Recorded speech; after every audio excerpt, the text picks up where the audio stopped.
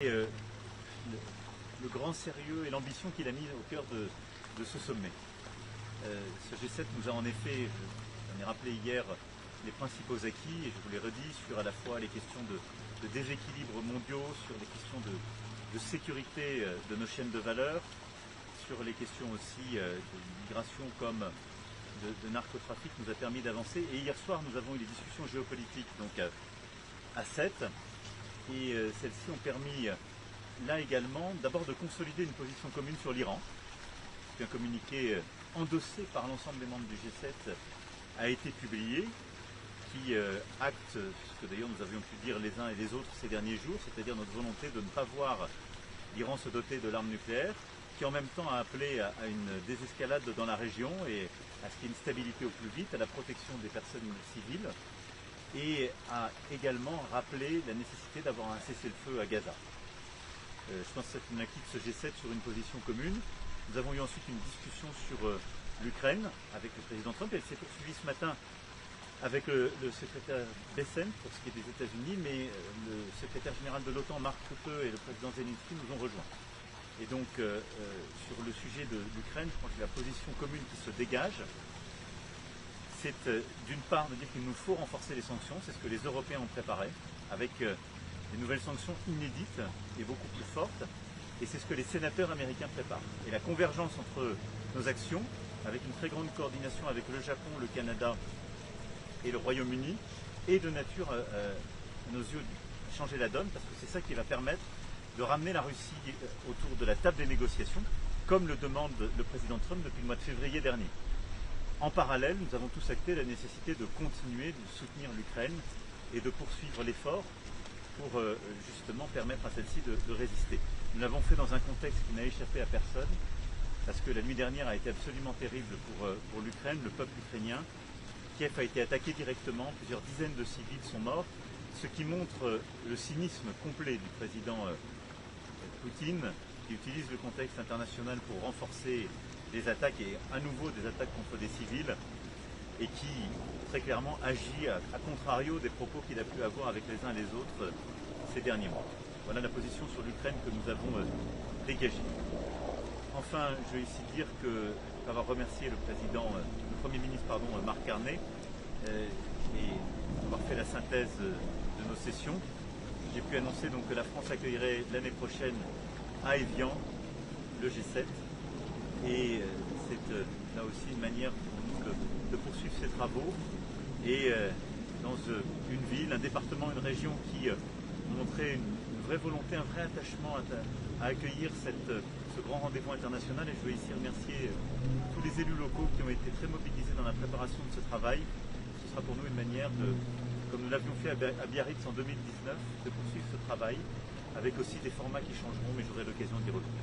Je vais maintenant répondre à vos questions. Monsieur le Président, au moment où on se parle, le président Trump semble plus que jamais sur le pied de guerre en Iran, si on en croit plusieurs médias américains. On semble bien loin du cessez-le-feu que vous évoquiez hier.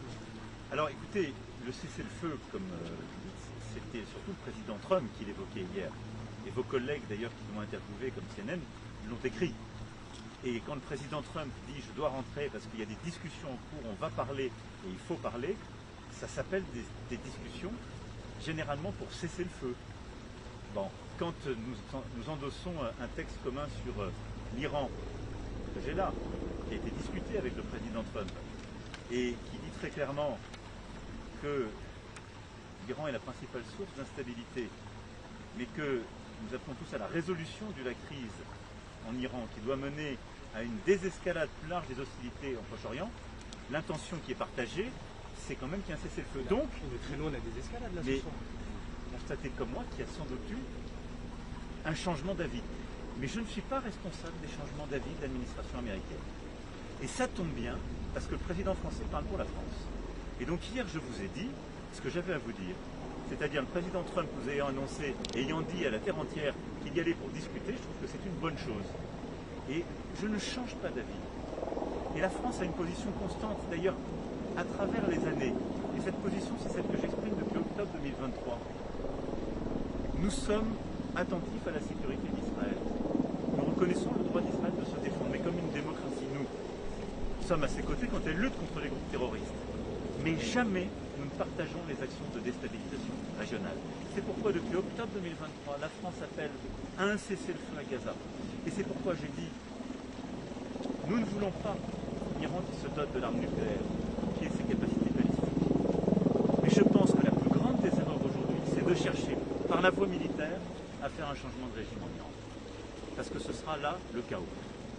Et donc la responsabilité qui est la nôtre, c'est de reprendre au plus vite des discussions pour permettre justement de redonner un cadre à la question nucléaire et à la question balistique. C'est constamment ce que la France fait depuis 10 ans. Et depuis 8 ans, c'est constamment ce à quoi je me suis attaché. Je ne change pas d'avis et je ne change absolument rien de ce que je vous ai dit hier. S'il y a des dirigeants qui changent d'avis, c'est à eux de répondre de ces changements d'avis, pas à moi de les commenter. Mais vous pensez que c'est ce que cherche aujourd'hui le président Trump, un changement de régime? Quel est le message que vous lui adressez aujourd'hui? Mais je ne suis pas un commentateur d'actualité. Vous êtes un interlocuteur. Oui, et donc j'ai dit ce que j'avais à dire. J'ai dit la même chose que ce que je vous dis au président Trump hier. Et donc je considère qu'on a besoin des États-Unis d'Amérique pour faire revenir tout le monde autour de la table. Voilà. Et je vous ai dit exactement les objectifs que nous partagions, c'est-à-dire oui à ce que l'Iran n'ait jamais l'arme nucléaire. Oui pour contenir le nucléaire civil et l'encadrer de manière internationale. Oui pour réduire son programme balistique. C'est ce sur quoi nous œuvrons depuis là aussi 8 ans. Oui pour réduire toutes les aides aux groupes régionaux qui créent la déstabilisation depuis tant d'années. Non aux frappes sur les infrastructures énergétiques. Non aux frappes contre les populations civiles. Et non aux actions militaires qui conduiraient à un changement de régime, parce que personne ne sait dire ce qui vient après. Et diable, collectivement, nous n'avons pas vu les conséquences que ça avait dans la région ailleurs. Est-ce que quelqu'un pense que ce qui a été fait en 2003 en Irak était une bonne idée? Est-ce que quelqu'un pense que ce qui a été fait en Libye, la décennie précédente, était une bonne idée? Non.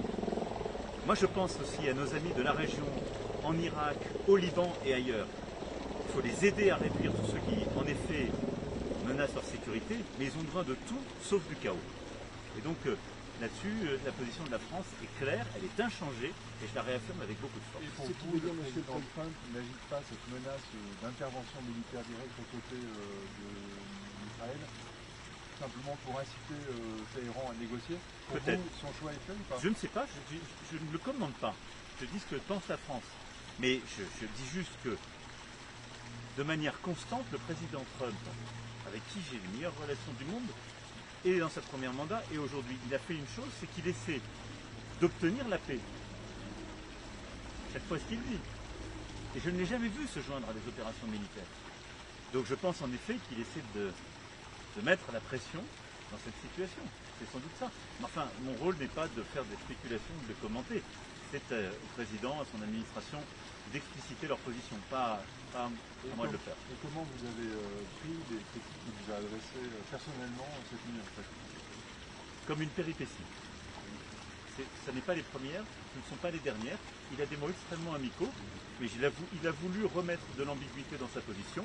Très bien, il a donc dit qu'il n'allait pas discuter un cessez-le-feu. Ça ne m'émeut pas. Le chancelier... Et parce que nous avons une relation de long terme, il a eu des mots très sympathiques lors des sessions qu'on a pu avoir. Ça ne m'émeut pas. Et je pense que d'ailleurs, dans le moment grave que nous vivons, je pense que mon rôle n'est pas de commenter des propos de ci ou de là, c'est d'expliquer ce que nous voulons, c'est d'expliquer ce que nous pouvons faire d'utile, et c'est de rappeler les priorités. Et nos priorités aujourd'hui dans la région, elles sont claires.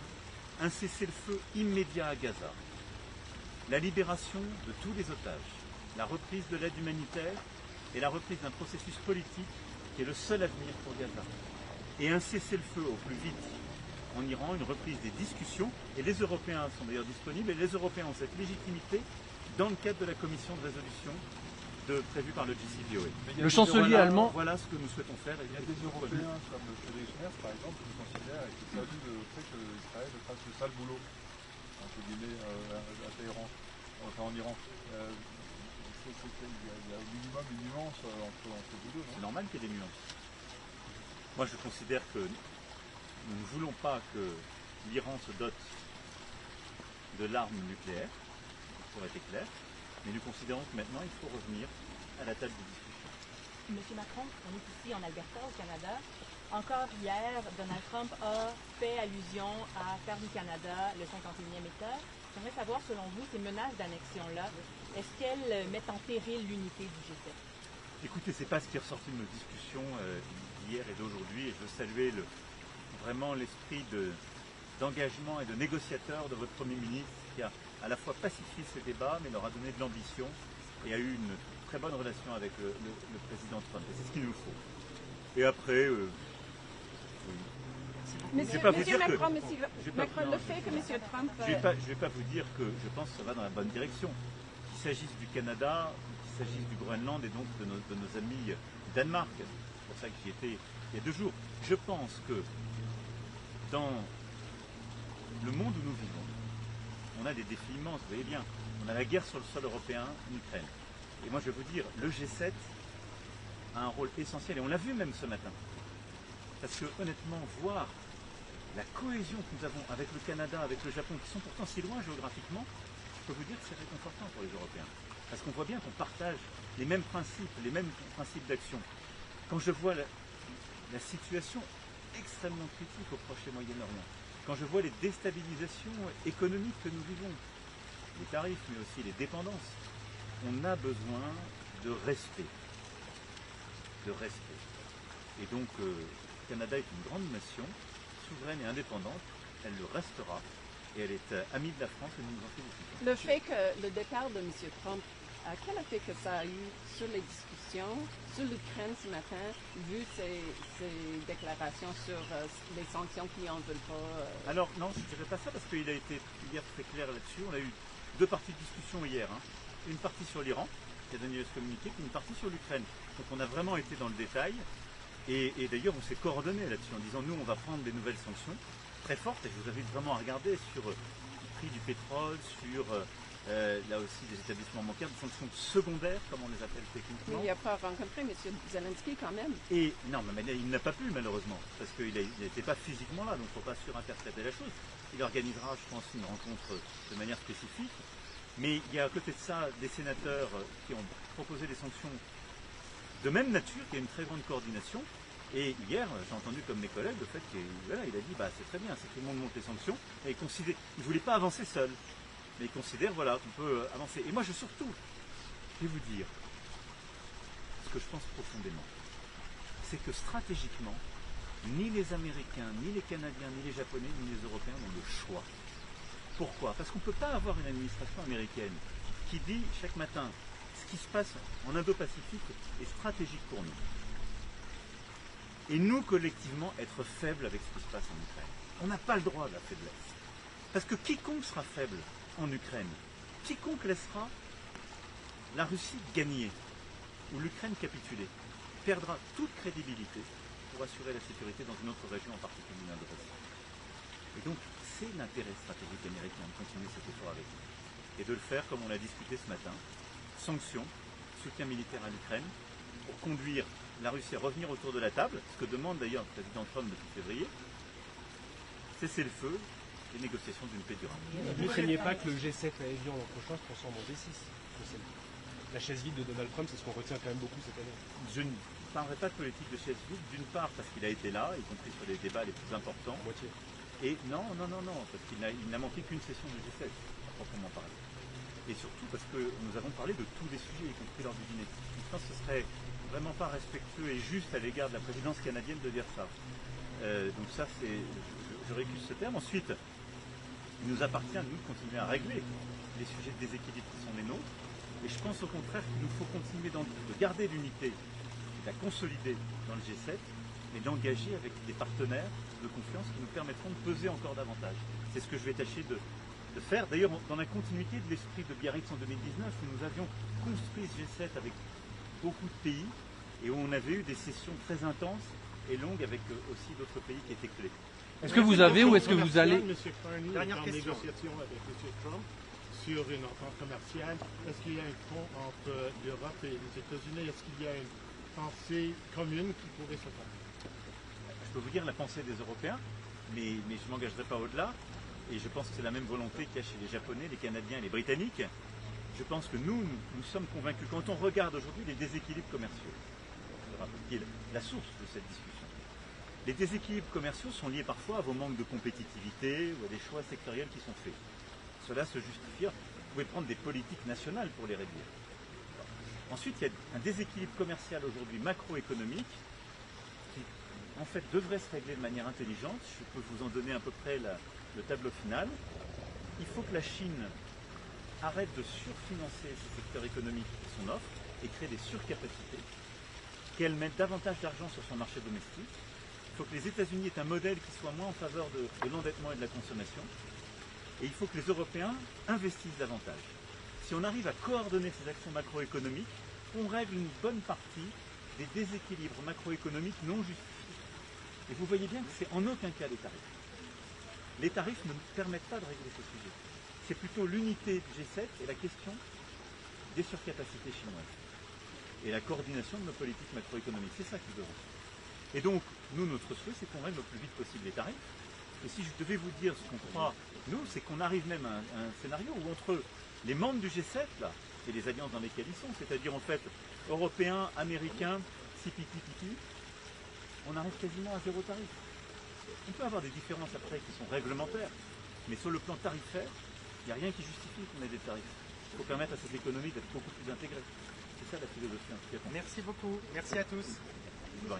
Merci beaucoup. Monsieur, est-ce que M. Carnot a pris ici, selon vous, à faire la démonstration d'unité qu'il voulait faire, Oui. étant donné les commentaires de Écoutez, M. moi, Trump? moi je dirais oui. D'abord parce que ça fait peu de semaines qu'il est en charge, qu'il a récupéré ce G7, et encore une fois, on a 7 textes qui sont validés par ce G7, en plus du communiqué final. Un texte sur l'Iran qu'on a fait hier qui est très important, il ne faut pas le sous-estimer.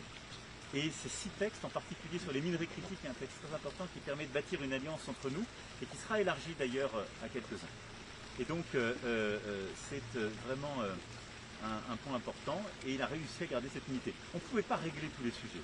Il ne faut pas non plus demander à la présidence canadienne de régler tous les sujets de la Terre. Aujourd'hui, ce serait injuste. Mais il a tenu le groupe ensemble, il l'a fait avec son élégance, sa détermination qui le caractérise. Je connais depuis plusieurs années. Il ne s'en départit jamais et il a réussi ce G7, je peux vous le dire. J'ai un dernier point pour vous dire simplement que, évidemment, au-delà de ce qu'on a dit de la crise, j'ai demandé au ministre de continuer à veiller à la sécurité de nos ressortissants, de nos équipes diplomatiques et de nos bases militaires dans la région, dans le contexte qui est le nôtre, de poursuivre l'action et donc plusieurs annonces ont été faites par le ministre et le centre de crise du Quai d'Orsay, je le remercie avec nos ambassades à Téhéran et Tel Aviv, et je le remercie beaucoup, continue l'action. Et puis, plusieurs dispositions militaires ont été prises aussi pour la sécurité de nos bases, de manière tout à fait classique et non escalatoire. Et dès que je serai revenu donc en France demain, je tiendrai un conseil de sécurité et de défense à 16h pour pouvoir faire le point sur tous ces sujets, la sécurité de nos ressortissants, l'adaptation à l'évolution de la menace, et d'éventuelles initiatives complémentaires à prendre. Merci beaucoup à tous. Merci beaucoup. Vous pouvez être fier de votre Premier ministre.